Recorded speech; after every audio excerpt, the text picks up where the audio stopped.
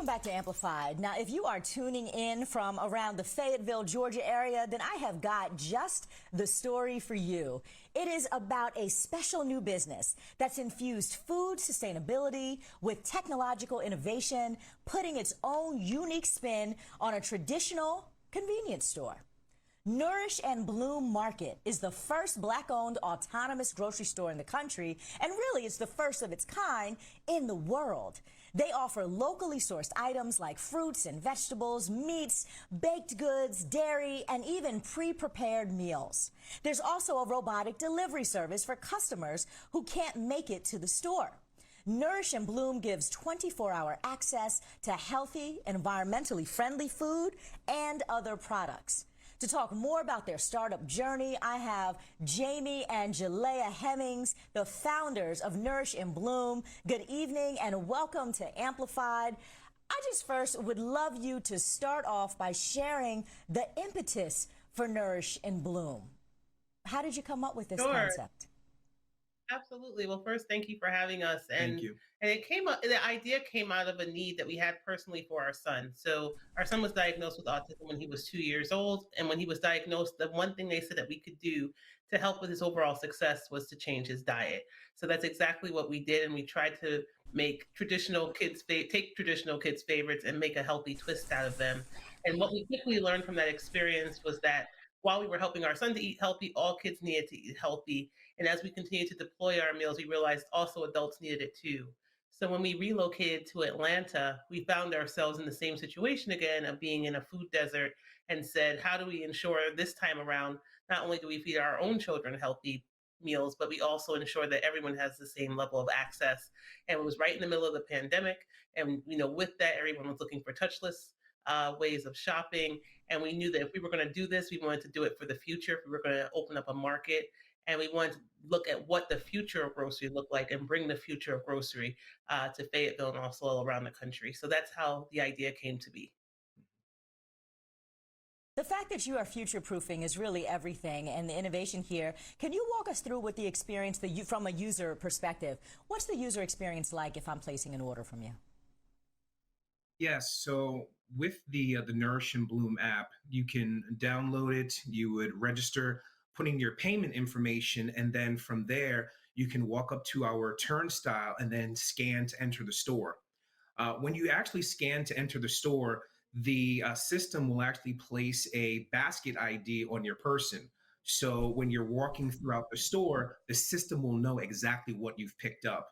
We actually have weighted sensors, and then we have LiDAR technology that will follow our customers throughout the store. So when a customer actually picks up an item, the system will know that they've picked it up. If they place it back, the system will know exactly that they've placed that item back. And once they walk out the store, they don't have to scan to check out or anything. They can just walk out to check out, and they'll receive a receipt straight to their phone. This is awesome. So at the end of the day, you started this company during the pandemic.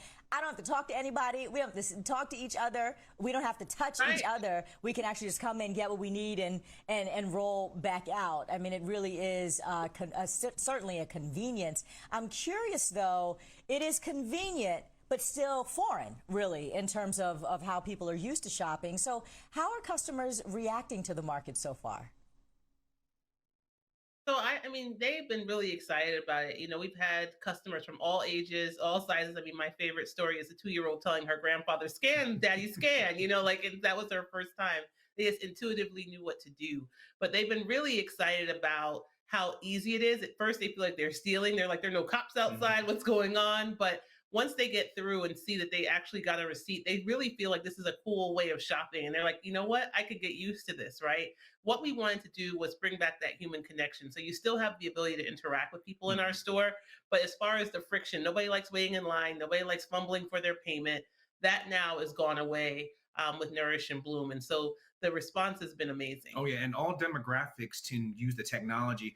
I actually have a customer. She's 70 years old. And let me tell you, she's with it. She comes in, she scans her app, she walks in, she picks up her items, and then she walks right out. So there's really no excuses for anyone of all ages. They can definitely come by, use the Nourish Bloom app, and shop. Yeah. So, always evolving technology. I'm curious, how are you working with other companies or investors to make sure that your brand continues to evolve and grow with the technological demands of where we're going in the future? Absolutely. So we've been really excited about our partnerships, and we've had some of the big players in the space, being Coke, Intel, Microsoft, UST, that have gotten involved and are really excited about where we're going and want to be a part of our growth. And we know that for us, our mission is that everyone deserves access to healthy food in an affordable and convenient way. So we're looking for mission aligned investors to continue to help us to spread Nourish and Blooms across the country. But we've had a lot of excitement, developers and so forth that want to bring Nourish and Bloom to their cities, and we are excited to help them make that happen. And so, we always say, let us know where you want to see us, because we are going to be deploying over 1,000 stores across the country. Oh, say more. Say more about your strategy there for growth and the expansion of the business.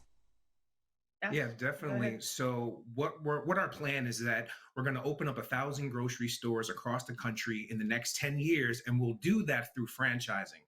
So that's going to be our model. So right now we're going to get the blueprint, and then starting next year we'll start to franchise the business. And we're actually taking an inquiries right now, which is really awesome. So you also have plans to accept EBT and SNAP recipients. I want to get your thoughts about why it's important to actually have this access to healthy meals and products, especially in low-income areas, areas that are populated by majority Black residents. Right. And it goes right back to our mission, right? Everyone deserves access to healthy food. And no matter where you live or no matter what your economic background is, that shouldn't limit your ability. What we understand and what we've known is that if you give people the access to make good choices, they make good choices, right? And so for us, it's about how do we increase that access in areas, especially food deserts. It's a big pillar for us, is ensuring that food deserts get access to Nourish and Blooms. And so what we're doing with that is, and that's why EBT and SNAP and those benefits are so important, is how do we offset those costs? So we're working through our foundation at Nourish and Bloom Foundation to do just that and to offset the cost. So what they're currently paying for unhealthy options, they'll be able to now pay the same money and get the better options. So when it comes to EPT and this technology, we're now one of the first to figure out how to deploy this in an autonomous manner, right? And it's something that is, an interesting level of technology that we're working to and integrations to ensure that it works. But it's on our pillars. It's something that we are determined to do and to really lead the way of how you can ensure that everyone truly has access Yeah. to good food. And just to add, we do have access to 40-foot containers where we can actually set up this autonomous technology, and we can drop this anywhere. So the plan is that, throughout Atlanta, there's so many food deserts, not just here in Atlanta, but across the country. And our plan and our goal is to make sure that, people in these underserved communities will be able to have access to healthy food. Right in their neighborhood, I think, is Hmm. the key. Literally, you are doing pop-up markets that are self-contained, essentially, all around, solving a problem, frankly, that a lot of policymakers have worked on for many, many years with regards to food deserts and haven't been able to solve. I have 30 seconds with you. I want to know, are there any advocacy efforts that you have through your business to try to bridge a public-private partnership in any of the places that you're going to open up? Absolutely. So we're really excited in this last segment to talk about Microsoft. So Microsoft has partnered with us that wherever we go, all the food deserts, they'll come right behind us and deploy STEM programs for children, as well as job retraining programs, so that within the community, now they can support their community, they can support their community store. Because no matter whether you are a line cook, a customer experience rep, or a manager, everyone's learning AI and robotics, and we are truly training for jobs of the future. Yes. And mentorship, because the biggest thing for us is that with Black children, the enrollment rates in technology has decreased. And we want to bring that excitement back into the Black community. So with this partnership with Microsoft, we'll be able to make that dream come alive. Jamie and Jilea Hemmings, thank you so much for coming on and for sharing your story. We appreciate you.